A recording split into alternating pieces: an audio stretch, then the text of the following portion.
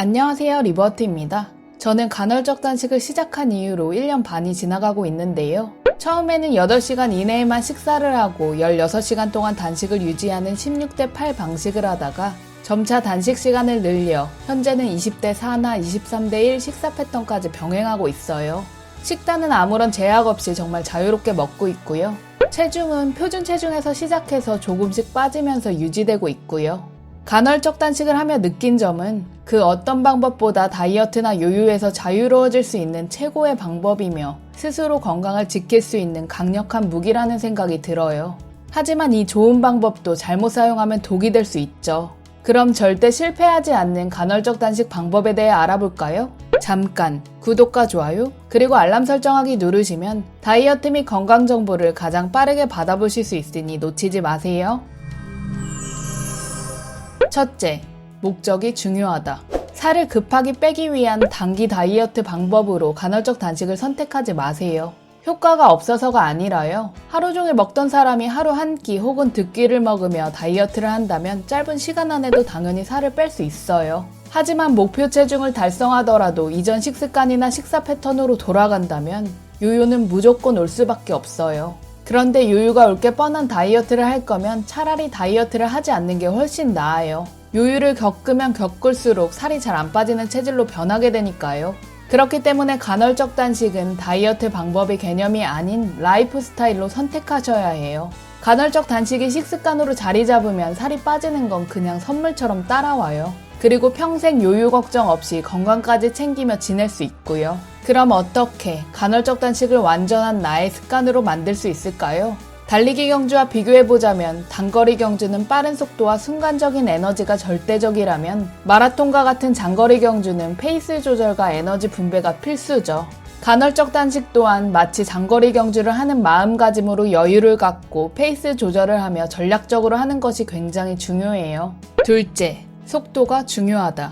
인간에게 있어 식욕은 아주 자연스러운 본능이며 생존에 반드시 필요한 기본 욕구인데요. 그렇기 때문에 달랑 의지 하나로 본능인 식욕과 싸우면 번번이 실패하게 되는 것이죠. 식욕은 억누르면 억누를수록 용수철처럼 튀어나가기 마련이에요. 실제로 식탐이 없던 일반적인 사람들도 일정 기간 식사량이나 식단을 제한하면 없던 식탐이 증가하게 된다는 연구 사례도 있고요. 그런데 간헐적 단식을 한다고 극단적으로 끼니 수를 줄이거나 식사 가능 시간을 줄여버린다면 부작용이 생길 확률이 높아져요. 단식 시간을 지키려고 식욕을 참고 참다가 결국 터지게 되는 건데요. 식욕은 엄청 무섭게 반등되고 과식 폭식으로 이어지는 것이죠. 실제로 간헐적 단식 부작용으로 식이장애를 겪고 있는 분들이 상당히 많고요. 식이장애는 한 번 생기면 쉽게 치료되기가 어려운데요. 심한 경우 최소 몇 년에서 최대 평생이라는 시간을 식이장애와 싸우고 고통 속에서 보내야 하기 때문에 예방이 최선이며 식이장애가 있는 분들은 지금부터 절실하게 극복하셔야 해요. 때문에 간헐적 단식을 시도할 때는 점진적으로 단식 시간을 늘려나가는 것이 굉장히 중요해요. 가장 먼저 자신이 하루 동안 음식을 섭취하는 시간이 언제이며 얼마 동안 먹는지 파악하세요. 아침, 점심, 저녁, 간식과 야식을 먹는 사람이라면 수면 시간을 제외하고 하루 종일 먹고 있는 경우인 거죠. 만약 수면 시간이 7시간이라면 자기 전 3시간만 아무것도 안 먹어도 하루 24시간 중에 10시간의 단식 시간을 확보하는 거예요. 생각보다 어렵지 않죠? 그리고 이런 식사 습관이 우리 몸에 적응될 시간이 필요해요. 사람마다 다르겠지만 최소 일주일에서 몇 주, 한 달 이상이 걸릴 수도 있어요. 이런 식으로 최소 12시간 단식 시간을 만드세요. 12시간 단식은 수면 시간을 제외하고 아무것도 먹지 않는 단식 시간이 5시간 정도이니 크게 어렵거나 몸에 무리 가지도 않는 방법이에요. 12시간 동안 3끼 식사를 드시고 나머지 12시간 단식만 평생 유지하셔도 충분해요.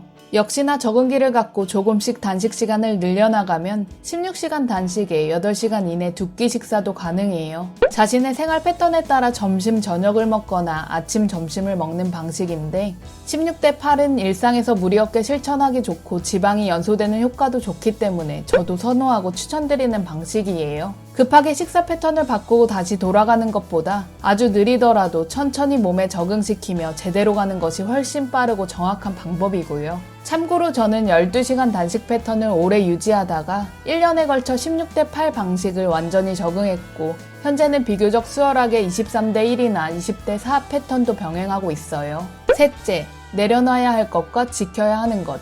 간헐적 단식을 내 습관으로 만드는 과정은 결코 순탄하지 않을 수 있어요. 나의 의지도 나를 잘 따라주지 않는데 외부적인 상황은 더더욱 내 의지로 할 수 없기 때문이에요. 단식 시간을 칼같이 지킬 수 없는 상황들이 자주 생길 거예요. 하지만 단식 시간 자체에 너무 연연하다 보면 스트레스가 쌓이고 심하면 단식 시간 및 다이어트에 대한 강박증이 생길 수도 있어요. 습관을 만들기 위해 단식 시간을 지킬 수 있을 때 최대한 지키되 그렇지 못할 때는 유연한 생각과 행동이 중요해요.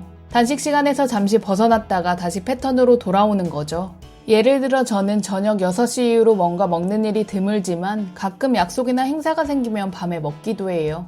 그럼 다음 날부터 다시 간헐적 단식 패턴으로 돌아오거나 몸 상태에 따라 평소 먹던 식사보다 가볍게 먹거나 한 끼를 스킵하는 식으로 조정하곤 해요. 그리고 간헐적 단식과 저탄고지 식단을 병행하는 경우가 많은데요. 저탄고지를 현명하게 잘 해나가시는 분들도 있지만 너무 무리하게 하다가 탄수화물 폭식증을 부작용으로 겪는 사례가 많아요.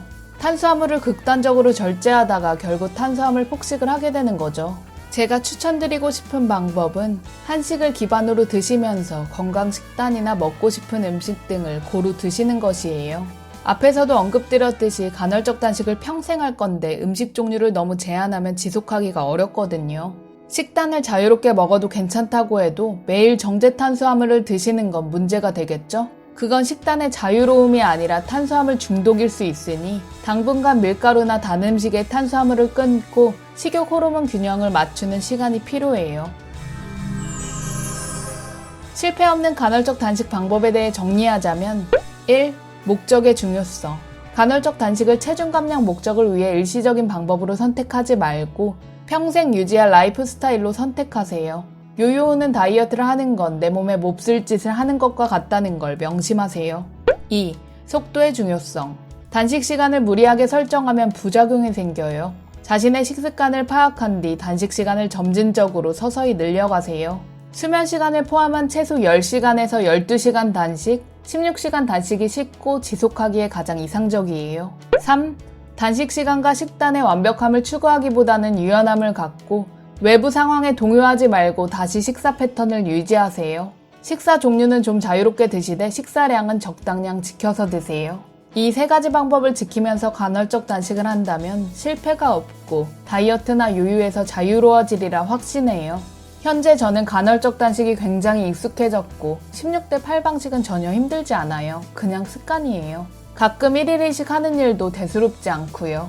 여러분들도 조급함이나 욕심을 내려놓고 천천히 가더라도 올바른 방향으로 간다면 반드시 성공하리라 생각해요.